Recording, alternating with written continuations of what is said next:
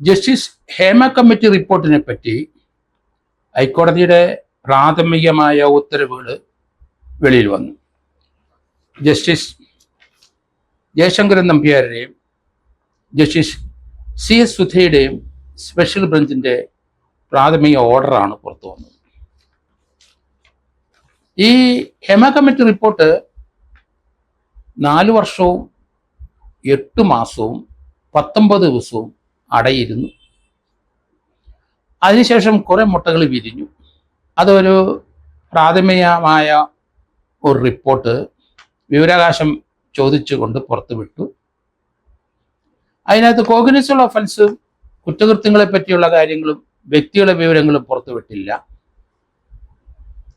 ഹൈക്കോടതിയിലെ പല ആൾക്കാരും ഇതിനെ സംബന്ധിക്കുന്ന ഇത് മുഴുവൻ പുറത്തുവിടണമെന്നുള്ള കേസിന് അതിലേക്ക് നടപടി വേണം എന്ന് പറഞ്ഞ് പ്രൈവറ്റ് ആയിട്ടുള്ള കേസുകൾ ഫയൽ ചെയ്തു. ഒരു സിനിമ പ്രൊഡ്യൂസർ പാറയിൽ വിട്ടുപേരുള്ള ഒരാൾ വന്നു. അതുപോലെ രഞ്ജിനി എന്ന നടി വന്നു. അങ്ങനെ കാര്യം ഉദ്ദേശിച്ച് മറ്റു പലരും ഒക്കെ രംഗത്ത് വന്നു. എന്തായാലും ഹൈക്കോടതി ഡിവിഷൻ ബെഞ്ച് ഒരു ഓർഡർ ഇട്ടു. ഒരു സ്പെഷ്യൽ ബെഞ്ച് കോൺസ്റ്റിറ്റ്യൂട്ട് ചെയ്യാണ്. ആ റിപ്പോർട്ടുകൾ ഒരു അൺസെൻസേർഡ് എന്ന് പറഞ്ഞാൽ എഡിറ്റ് ചെയ്യാത്ത ഹേമ കമ്മിറ്റി റിപ്പോർട്ട് ഹൈക്കോടതിയിൽ ഹാജരാക്കാൻ പറഞ്ഞു. അത് 10-ാം തീയതി ഹാജരാക്കണം എന്ന് നിർദ്ദേശിച്ചെങ്കിലും അതിനു മുമ്പ് തന്നെ സ്പെഷ്യൽ ബെഞ്ച് കോൺസ്റ്റിറ്റ്യൂട്ട് ചെയ്തു. ജസ്റ്റിസ് AK ജയശങ്കരൻ നമ്പ്യാരും ജസ്റ്റിസ് CS സുധയുടെയും ബെഞ്ച് ഒരു സ്ത്രീ ജഡ്ജും കൂടെ ഉണ്ടാകണം എന്ന് കരുതിയിട്ടാണ് ഹൈക്കോടതി ആ ഏറ്റവും സീനിയറായ AK ജയശങ്കരൻ നമ്പ്യാരുടെ ബെഞ്ചിൽ ജസ്റ്റിസ് CS സുധ എന്ന ലേഡി ജഡ്ജും കൂടെ ചേർത്ത് ആ സ്പെഷ്യൽ ബെഞ്ച് ഇത് കേൾക്കണം എന്നാണ് ഹൈക്കോടതി ഡിവിഷൻ ബെഞ്ചിൻ്റെ നേരത്തെയുള്ള ഉത്തരവ്. ഇന്ന് ഡിവിഷൻ ബെഞ്ചിൻ്റെ ഉത്തരവനുസരിച്ച് കോൺസ്റ്റിറ്റ്യൂട്ട് ചെയ്ത സ്പെഷ്യൽ ബെഞ്ചിൻ്റെ ഉത്തരവ് വന്നു. ഈ കേസിലേക്ക് ഹാജരാക്കിയിരിക്കുന്ന ഹേമ കമ്മിറ്റിയുടെ എഡിറ്റ് ചെയ്യാത്ത റിപ്പോർട്ട് പുതിയതായിട്ട് രൂപീകരിച്ച അന്വേഷണ കമ്മീഷന് ഏൽപ്പിക്കുന്നു. അവരിത് പരിശോധിക്കണം. ഇതിനകത്ത് ഇനി ആ ഫുൾ റിപ്പോർട്ടിനൂടെ ഹാജരാക്കാത്ത ചില സാധനങ്ങളുടെ ഉണ്ട്. ഇതിൻ്റെ കൂടെ ഓരോ വ്യക്തികൾ പറഞ്ഞിരിക്കുന്ന അവരുടെ സ്റ്റേറ്റ്മെൻറ്റ് കൂടാതെ, അവരുടെ സങ്കടം കൂടാതെ, അവരുടെ പരാതി കൂടാതെ അതിലൂടെ ഹാജരാക്കിയ audio clip, video clip, WhatsApp സന്ദേശങ്ങൾ, വാട്സാപ്പ് ടോക്കുകൾ, സ്ക്രീൻഷോട്ടുകൾ, ഇതൊക്കെ തെളിവിനായി പലരും ഹാജരാക്കിയിട്ടുണ്ട്. അത് ഈ ഫുൾ റിപ്പോർട്ടിൻ്റെ ഒപ്പം അതും സ്പെഷ്യൽ ടീമിന് കൈമാറണം ഗവൺമെൻറ്. എന്തുകൊണ്ടാണ് ഈ ഏകദേശം 4.5 വർഷത്തോളം ഈ റിപ്പോർട്ട് ഗവൺമെൻറ് പതുക്കി വച്ചത്? അത് ഹൈക്കോടതിയിലെ ഒരു അഫിഡവിറ്റ് മുഖേന അത് വിശദീകരിക്കണം ഗവൺമെൻറ്. ഈ റിപ്പോർട്ട് ഗവൺമെൻറ്റിലെ കൾച്ചറൽ ഡിപ്പാർട്ട്മെൻറ്റിൽ ആരാണ് കണ്ടത്? അത് കോടതി പറയേണ്ടി വരും. ഏത് ഉദ്യോഗസ്ഥരാണ് ആ റിപ്പോർട്ട് കണ്ടത്?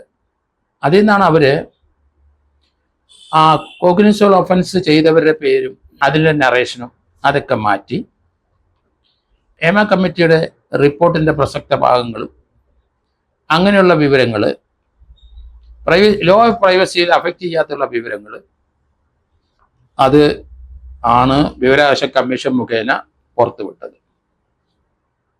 പക്ഷെ അതിനകത്ത് പാര 96 അതിപ്രശസ്തരായ മലയാള സിനിമയിലെയും മറ്റും ചില ആൾക്കാർ നടത്തിയ പീഡനത്തിൻ്റെ വിവരമുണ്ട്. അത് ഈ ഷോർട്ട് ലിസ്റ്റിനകത്ത് വന്നില്ല. അങ്ങനെ പറയുന്ന കാര്യങ്ങളും ആ 96 പാരഗ്രാഫിൽ പറഞ്ഞിരിക്കുന്നവർക്കെതിരായിട്ട് ശക്തമായ നടപടി എടുക്കേണ്ടി വരും. ഇപ്പം സ്ത്രീകൾ, ഹൈക്കോടതി ചില പരാമർശങ്ങൾ നമ്മൾ മനസ്സിലാക്കണം. സ്ത്രീകൾ കേരളത്തിൽ മൈനോറിറ്റി അല്ല, അതൊരു മെജോറിറ്റിയാണ്. കേരളത്തിലെ ആണുങ്ങളെക്കാൾ കൂടുതൽ സ്ത്രീകളുണ്ട്.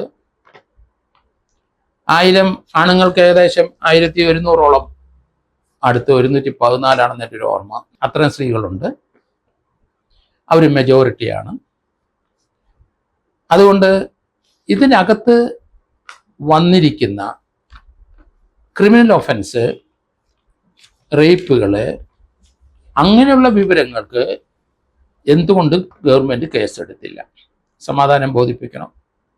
ഗവൺമെൻറ്റിന് പറഞ്ഞു നിൽക്കാനായിട്ടൊരു കാര്യമുണ്ട്. ഹേമ കമ്മീഷൻ റിപ്പോർട്ട് കൊടുത്ത ശേഷം 2020 അവർ തന്നെ ഇത് ഡിസ്ക്ലോസ് ചെയ്യാൻ പാടില്ല എന്നൂടെ എഴുതി കൊടുത്തു ഗവൺമെൻറ്റിൽ. അതൊരു പിടിവള്ളിയായിട്ട് ഗവൺമെൻറ് നിൽക്കാം. പക്ഷേ വിവരാവകാശം കമ്മീഷൻ പറഞ്ഞു കഴിഞ്ഞപ്പോൾ ഗവൺമെൻറ് അതിൻ്റെ കുറച്ച് ഭാഗങ്ങൾ ലോ ഓഫ് പ്രൈവസിയിൽ വരാത്ത ഇരിക്കുന്ന അങ്ങനെയുള്ള ചില മാറ്ററുകൾ പുറത്തേക്ക് വിട്ടു. ബാക്കി ഹൈക്കോടതിയുടെ മുമ്പിലെത്തി.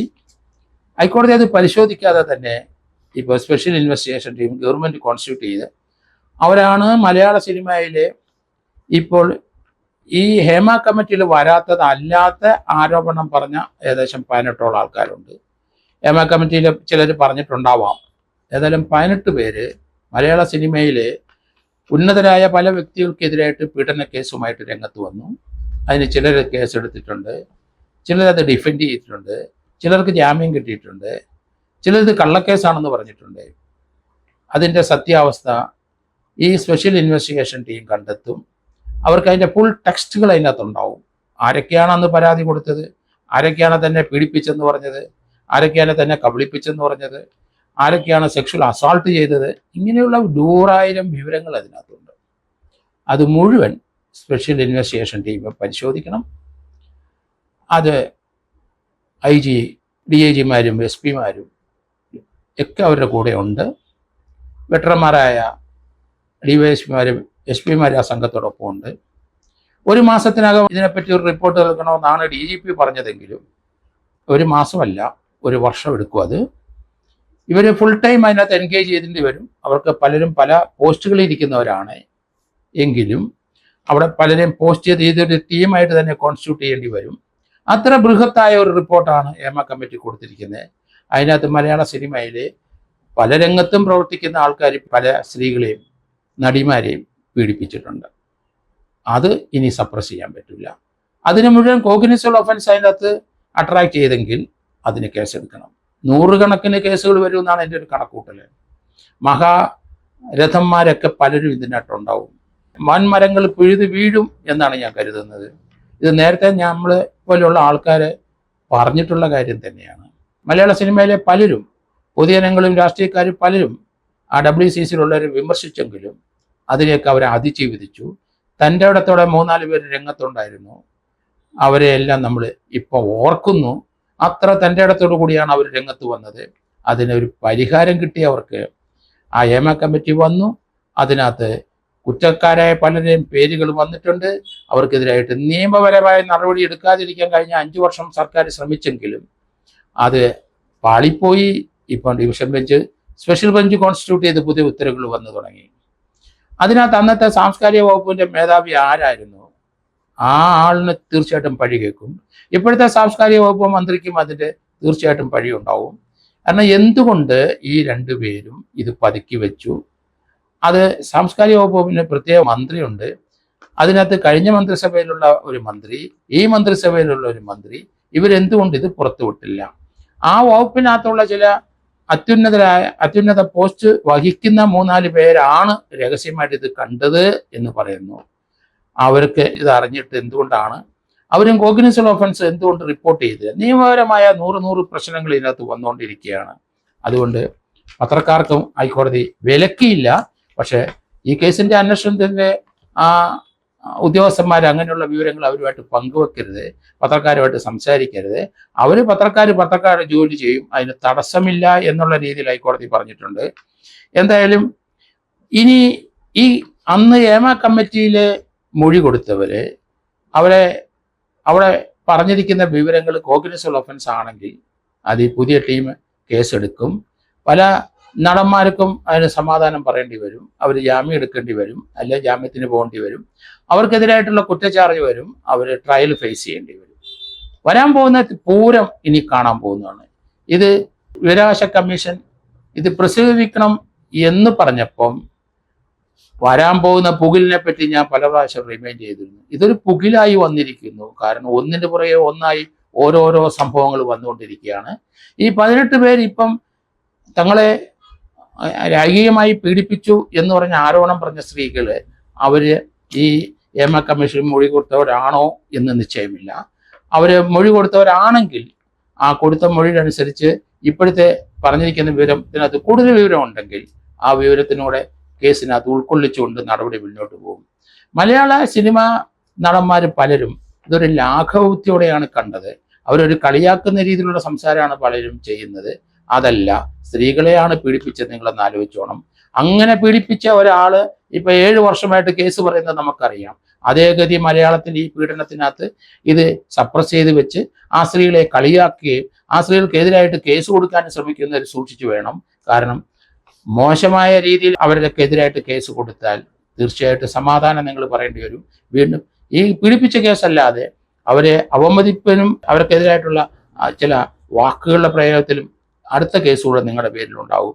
അതുകൊണ്ട് മലയാള സിനിമാ നടന്മാരും ആ സിനിമാ മേഖലയിൽ പ്രവർത്തിക്കുന്നവരും മര്യാദയ്ക്ക് മിണ്ടാതിരിക്കുന്നതാണ് നല്ലത്. കാരണം ശക്തമായ നടപടി SITയുടെ ഭാഗത്തുനിന്നുണ്ടാവും എന്നാണ് ഞാൻ കരുതുന്നത്.